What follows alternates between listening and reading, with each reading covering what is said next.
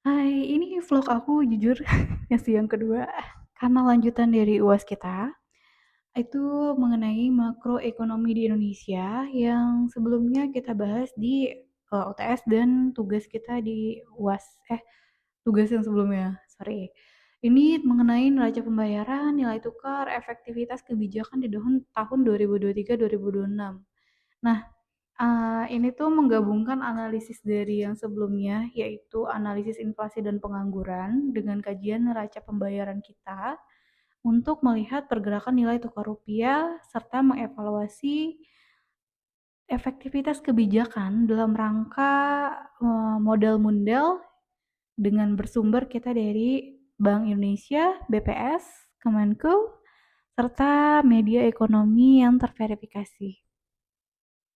Di catatan kita ada metodologis dan batasan sumber di sini. Yang pertama aku pakai untuk analisisnya tadi disebutkan, dan yang kedua ada tambahan pada NPI, kurs rupiah dan BI rate yang terbaru untuk analisis Mundell Fleming. Untuk inflasi dan pengangguran di 2023-2026 itu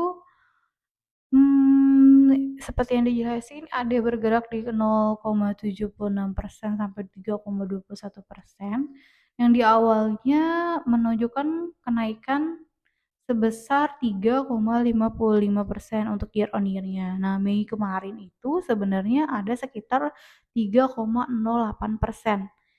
Tekanan utamanya dari mana? Yaitu dari volatility-nya dan administrate untuk price. Biasanya dari energi dan transportasi.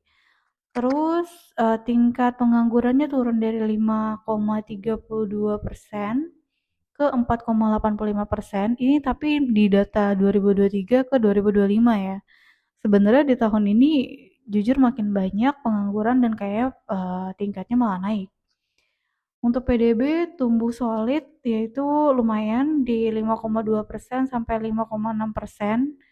Cuma di Q2-nya 5,61% dan Q2 lagi ada 5,29%.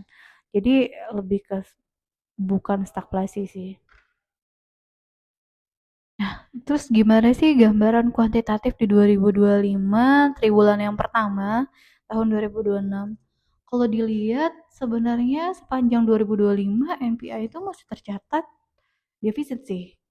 Tapi kalau secara data di USD 7,8 miliar, fluktuasinya tuh masih Q1 defisit dan Q2-nya tuh masih ngelebar di 6,7, terus di Q3 itu defisit lagi 6,4 tapi surplus di Q4 yaitu 0,1.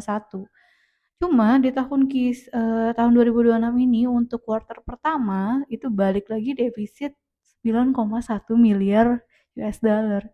Ini lumayan gede banget sih jujur aja, mungkin karena banyak proyek-proyek yang masih belum juga jelas jadi makroekonomi kita terganggu. Nah, di sini kelihatannya sebenarnya cadangan devisa masih tetap relatif aman karena akhir Maret 2026 ada sekitar 448,2 miliar ya, dan di bulan Juli setara dengan 5,3 sampai 5,5 untuk impornya. Nah, karena posisi cadangan ini masih cukup tapi belum tahu untuk proyeksi ke depan, sedangkan di fluktuasi NPI-nya ini masih ada defisit sekitar 9,1. Jujur sih ini masih agak membingungkan bagaimana coba untuk survive nanti di Q3 dan Q4 kita. Oke, itu apa sih penyebab tekanan NPI dan kurs di 2025 sampai 2026? Ini ada guncangan tarif yang kemarin kita lagi cukup debat panas, yaitu ketentuan dari uh, bank luar negeri yang wacananya 32%, nah yang finalnya jadi 19%. Sebenarnya lumayan turun, tapi dengan cara-cara yang cukup masih harus dievaluasi kembali karena capital flow kita di Q2 itu lumayan terganggu sih. Ada penguatan dolar tapi ada ketidakpastian global. Di sini geopolitik kita mendorong arus modal itu keluar karena makin lemahnya rupiah. Nah, untuk defisit jasa dan pendapatan ini itu pasti ada penurunan wisatawan karena pembayaran dividen asing dan defisit jasa juga melebar sih. Mungkin penurunan wisatawan ini juga terjadi karena infrastruktur kita masih yang belum memadai, belum juga masih kurang dengan keamanan global saat ini. Ada lagi dari tingkat persepsi resiko fiskal, yaitu pelebaran defisit APBN, di mana ada program pendanaan yang dipandang kurang produktif. Ya, ini bisa digarisbawahi. Tolong, itu memperburuk kepercayaan investor. Banyak banget proyek-proyek kita yang mandek sehingga kurs bakalan tergoncang, defisit APBN itu banyak, sedangkan masih banyak infrastruktur yang harus diperbaharui kembali. Gimana nih di tahun 2026 ini kita cukup terguncang sebenarnya karena ada dampak pada nilai tukar rupiah di 2026. Di hingga Juli kita ini di 2026 tuh rupiah melemah sih. 8% ya kan menyentuh di angka 18.000, sekarang udah di hampir 18.000 lebih. Belum lihat lagi berapa harus naiknya. Karena di akhir Juli sampai di awal Agustus aja masih terus naik turun, tapi kayaknya masih tetap terus bakal naik. Ini menjadi yang terlemah dari sejak 1998 secara nominal, dan sebelum stabil di kisaran 17 ribuan itu pertengahan Agustus BI udah merespon dengan kenaikan BI rate kumulatifnya ya ke 5,75% dan intervensi pasarnya juga udah banyak. Cuma ini apresiasinya cuma masuk jangka pendek doang. Nah, cuma modal-modal asing tuh kayaknya masih berputar dan masih belum percaya juga kan. Meskipun bunganya udah coba dinaikin sih, dan itu bikin beberapa perusahaan yang masih di bawah itu gulung tikar, dan UMKM itu masih menjerit karena cicilan makin menjadi bunganya. Di sini ada periode dan arahnya di tahun Januari sampai Februari 2026, BI rate-nya itu 4,75%, dan itu menjadi depresiasi bertahap.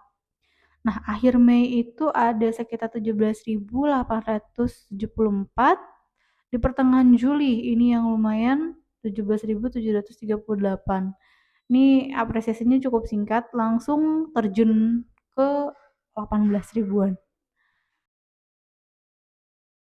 Terus gimana sih? Bisa dilihat sih sebenarnya ada exchange rate kita, sistem nilai tukar, mobilitas modal, relevansi dari Mundell Fleming ini menerapkan manage floating exchange rate. Jadi mungkin kita lebih kenal dengan apa, bunga floating ya.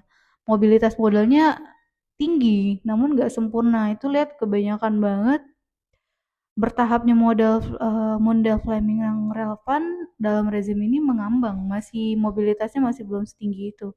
Moneternya jadi transmisinya tuh langsung ke nilai tukar, sedangkan interest rate-nya masih kurang. Nah, kebijakan fiskal ini cenderung mengalami crowding out. Cuma masalahnya sentimen ini fiskalnya jadi masih terlihat tidak kredibel sih. Mungkin kalau di sistem nilai tukar, mobilitas modal, jujur aja masih orang yang jadinya makin banyak takut untuk mengambil cicilan sih. Apalagi dengan orang-orang yang saat ini masih pegang KPR ataupun cicilan-cicilan yang bertahap. Ini cukup memberatkan. Gimana sih bukti empirisnya di Indonesia 2025 2026? Aplikasi dari si Mundell itu kelihatannya sih paling yang terakhir tuh kayak menahan suku bunga sih. Suku bunga untuk rupiahnya melemah, jadi ada capital outflow-nya. Yang kedua ada kenaikan BI rates ya kan. Itu ya ada apresiasi sih, cukup naik, dan capital inflow-nya juga lumayan. Dan yang ketiga ada ekspansi fiskal yang dipandang tapi kurang disiplin karena mendukung capital outflow melalui kanal confidence-nya yang cukup rendah. Di keempat ada disiplin fiskal yang defisit tapi kurang dari 3% untuk PDB-nya. Nah, itu membantu stabilisasi dan mendukung efektivitas kebijakan moneter. Keterkaitannya gimana? Inflasi, pengangguran, sama kursnya. Kalau udah kayak gini kelihatan sih depresiasi rupiahnya itu mendorong import inflation, ya kan?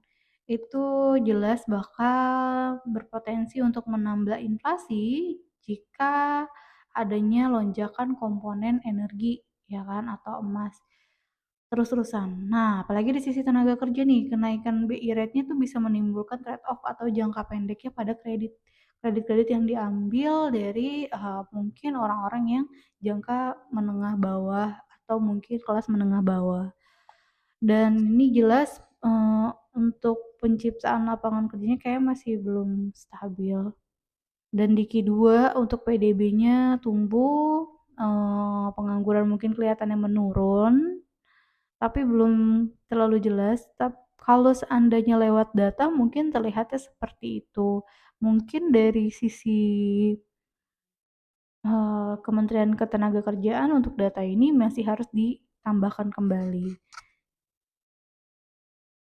Nah, oke, kesimpulannya gimana? Kalau dari kondisi ini kita harus menghadapi tekanan rupiah yang defisit, ya kan? Rupiah mencapai 8% untuk tahun ini, hampir cadangan devisa kita mungkin masih memadai, tapi kalau seandainya masih terus-terusan menggunakan atau melakukan proyek-proyek yang gak jelas dari pemerintahan kita, jelas itu gak akan pernah bisa dibilang efektif ataupun efisien.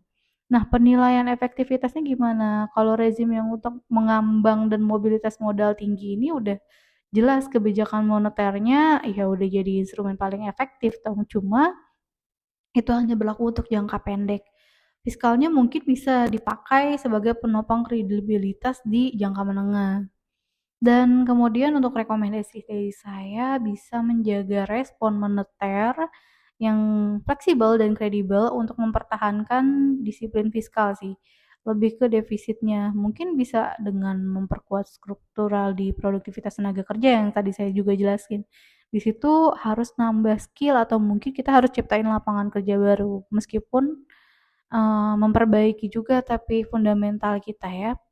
Masalahnya karena nilai tukar jangka panjang kita yang berkurang, makin kurang bagus atau mungkin kurang memadai, lebih baik dari pemerintah mengurangi semua proyek-proyek yang dikatakan tidak perlu atau tidak efisien.